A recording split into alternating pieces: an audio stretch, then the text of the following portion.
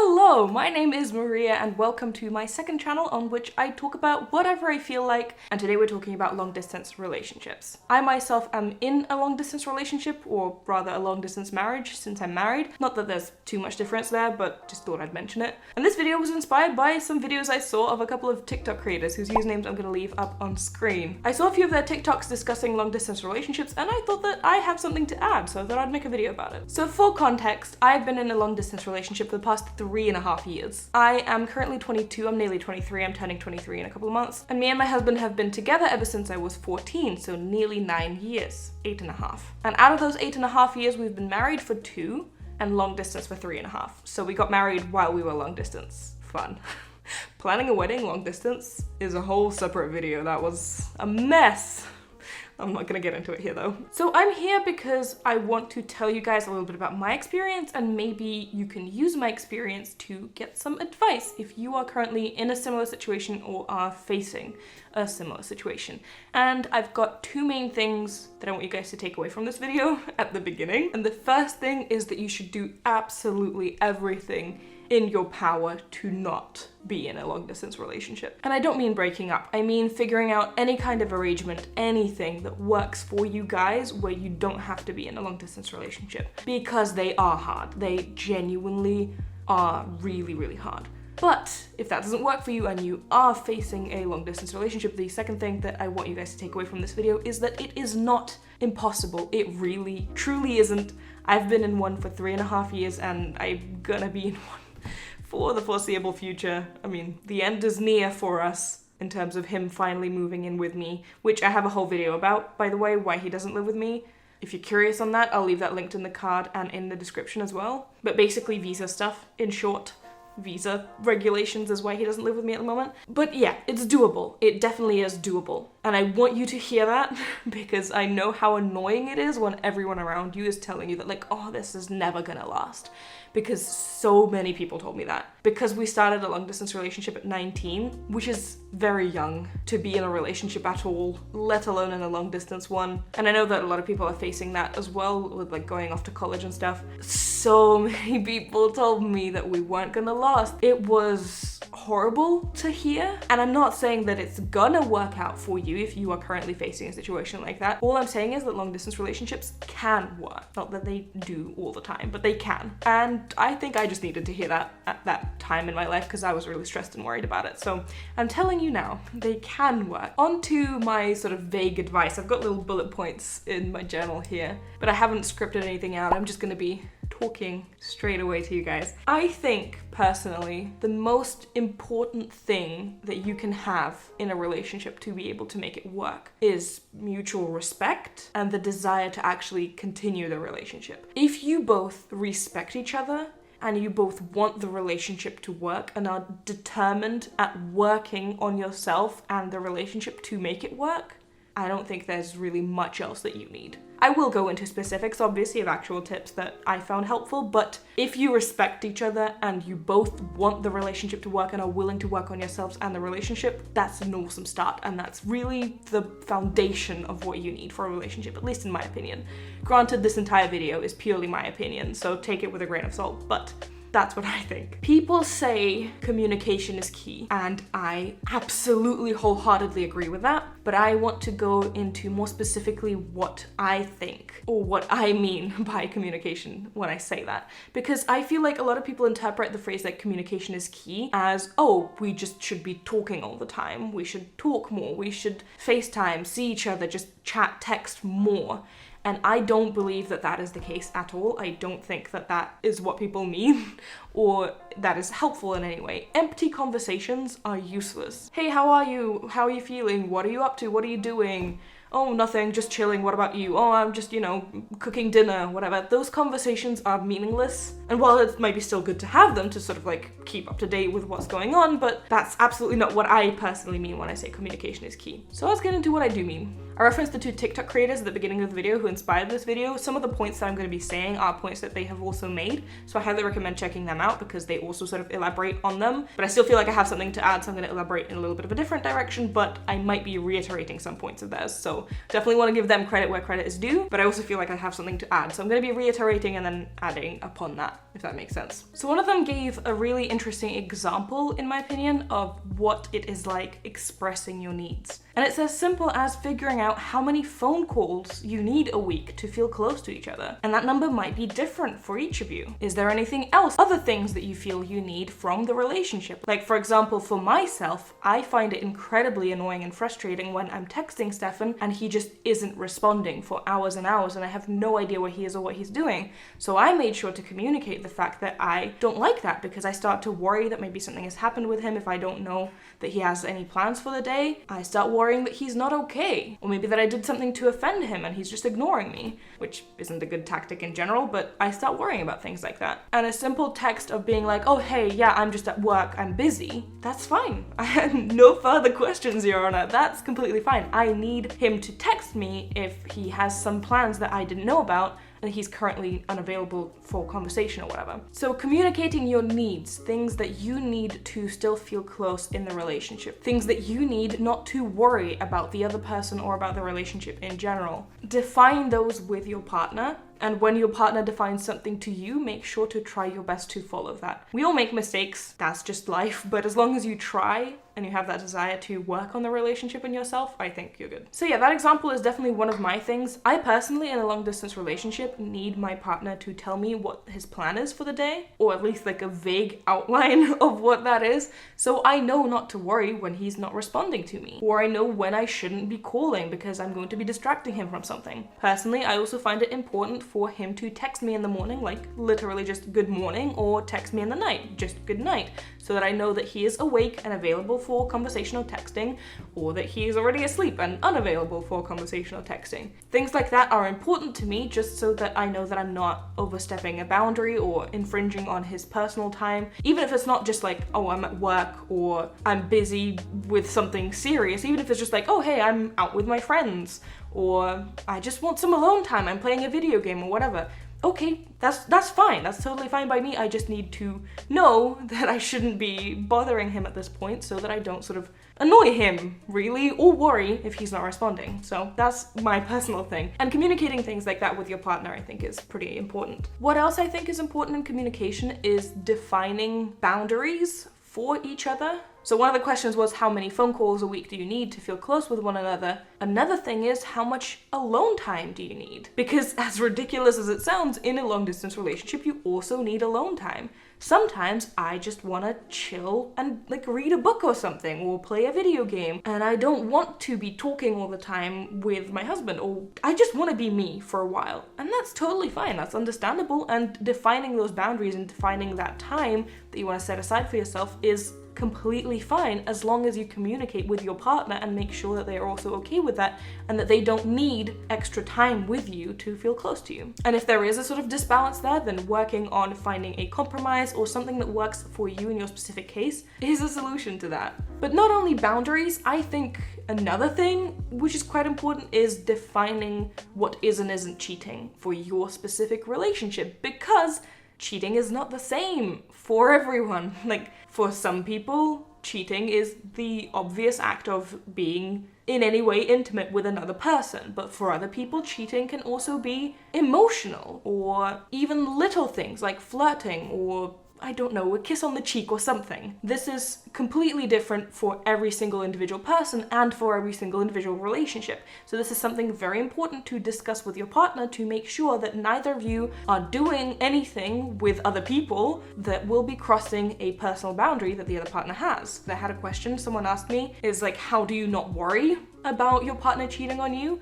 And one of the reasons that I personally don't worry is because I know that I am faithful. So like, I know it's doable, if that makes sense. But also, he's never given me a reason not to trust him. And we have discussed at length specific boundaries that we have with each other that we know not to cross. A weird thing is, TV shows actually help with coming up with weird scenarios that have never happened in your life but could potentially happen at some point. Like several like cheating scandals or like misunderstandings in TV shows. If you look at that with your partner, like describe that to them and then discuss how you would behave in a situation like that, of how you would have communicated, kind of helps determine those boundaries and determine what is and isn't okay for your specific relationship. So yeah, I don't know, TV shows have helped me sometimes to kind of come up with scenarios to discuss certain things in. And this also isn't like a one and done discussion because people change, especially like if it's years. Like for us, it's been 3.5 years we've been in a long distance relationship. And I'm not specifically talking about cheating, I'm talking about boundaries, I'm talking about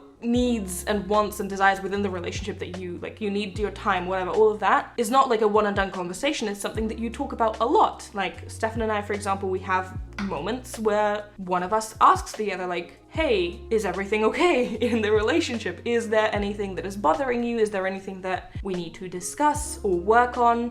Are you cool with how things are at the moment? And sometimes you are, sometimes you aren't. Sometimes there's maybe a minor problem that's coming up, or sometimes there are things that have come up multiple times and have sort of piled on to each other and you really, really need to discuss them to work through them. So checking up on your partner in general, I think, also helps, and having these discussions more and more because you change as people also helps.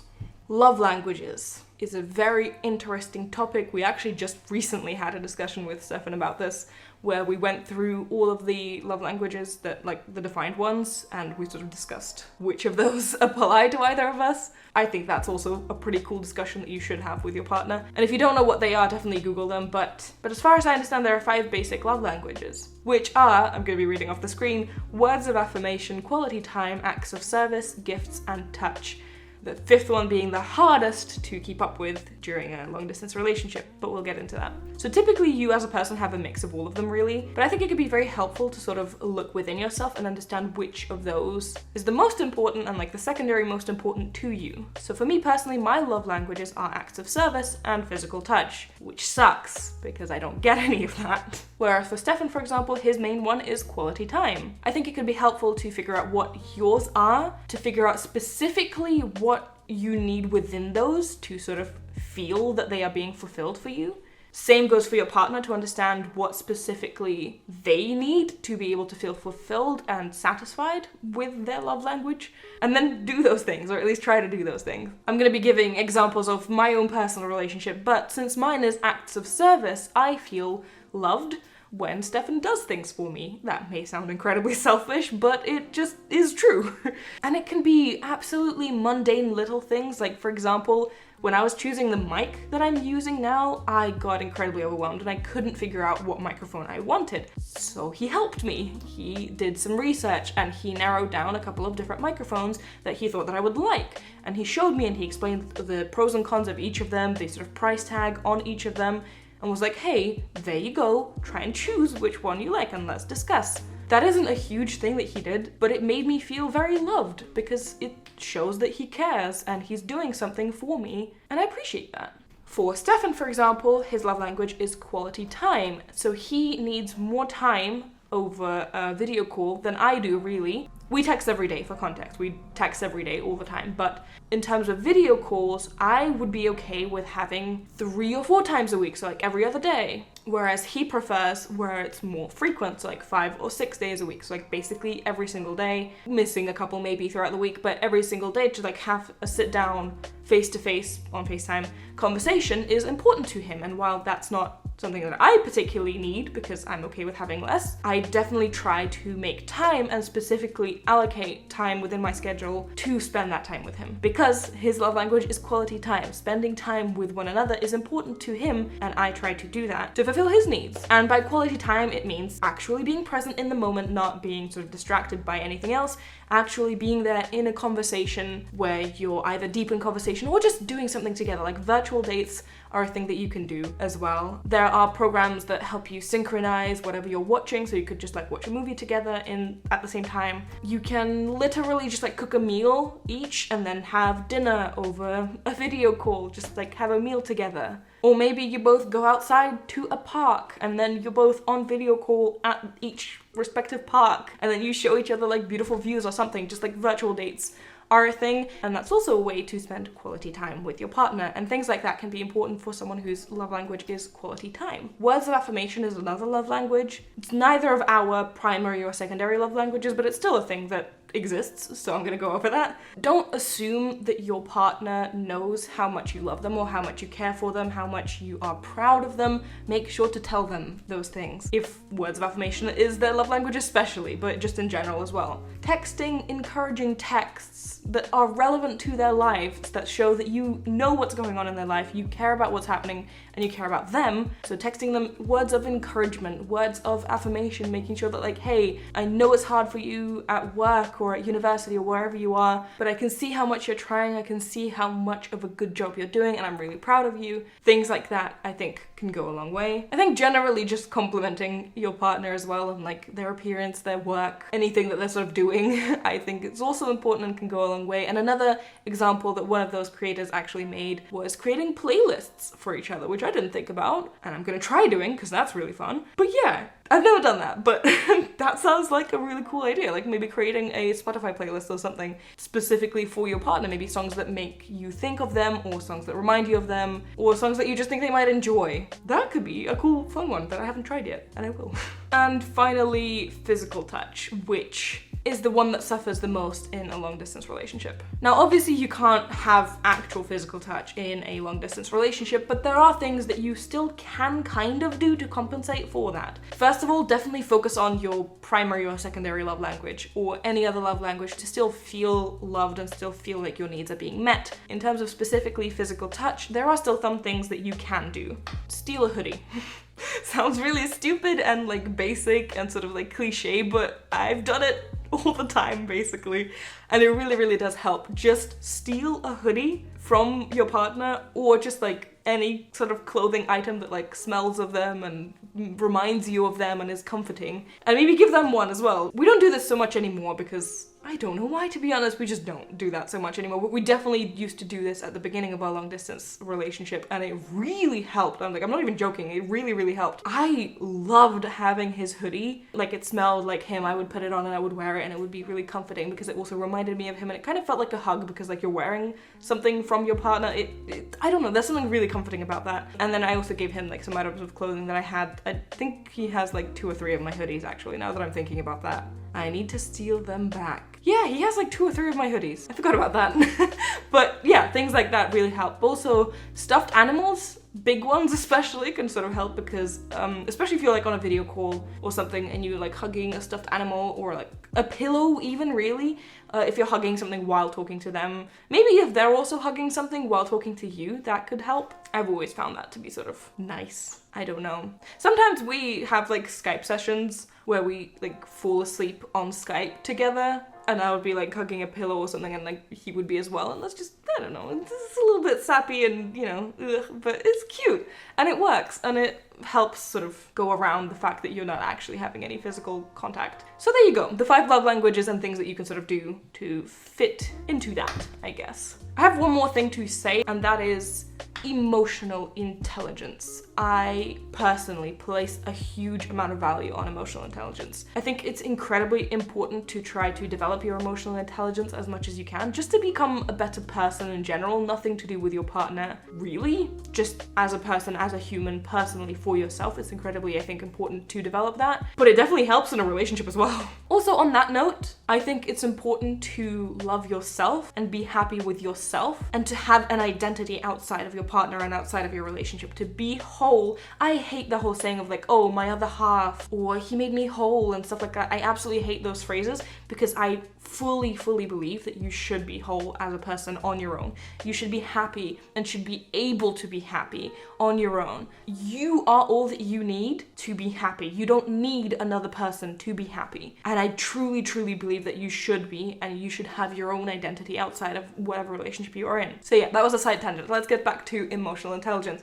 I think it's incredibly important for your personal development as a person, and personally I am really trying to work on that, and I'm just working on myself in my free time. I'm also seeing a therapist for my mental health issues, but I'm also trying to develop emotional intelligence while in those therapy sessions as well. What do I mean by that? how would I describe emotional intelligence? We all feel emotions, obviously that's the human condition. I think recognizing where your emotions are stemming from is a skill that is actually pretty difficult to learn and to do. It can be really confusing to try and figure out where your specific emotion is coming from. Like, you can feel angry or sad or anything sort of negative in the moment, and you can't quite pinpoint or place why you are feeling that specific way. And being able to do that, being able to sort of dig within yourself to analyze what happened to you throughout the day, or just in general, maybe you have some past trauma or something, to analyze what is making you feel that way is a really important skill, because what happens if you don't do that is you might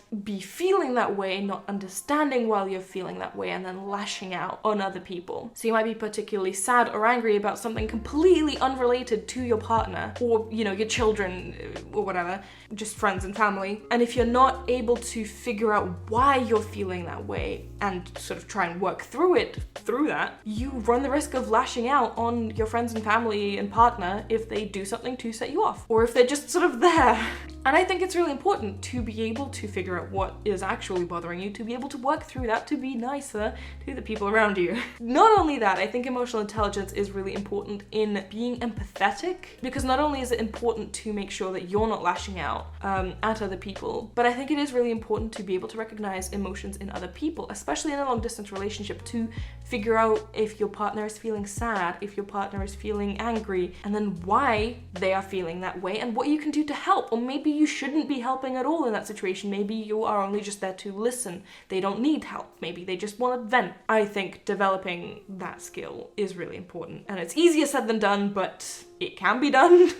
I guess it is a skill that can be worked on, and if you want to do that, then you definitely should. And just good luck, honestly, just good luck, and I wish you the best. If you have any questions, or if you have a video idea or something that you want me to talk about on this channel, then definitely leave them in the comments. I would love to hear them and to answer any questions that you have, if I can. But with that being said, just thank you so much for watching. I want to give a special shout out to my Masha patrons as well, whose names are going to appear on screen right now. These are people who support my Masha channel, but they also sort of tangentially support this channel and sort of allowing me the time to create these videos as well. But if you also want to become a patron, there is a link in the description where you can sign up and also get exclusive perks for your donations if you feel like supporting this channel or the other channel. In any case, thank you so much for watching. I hope you enjoyed today's video, and I'll see you in the next one. Bye!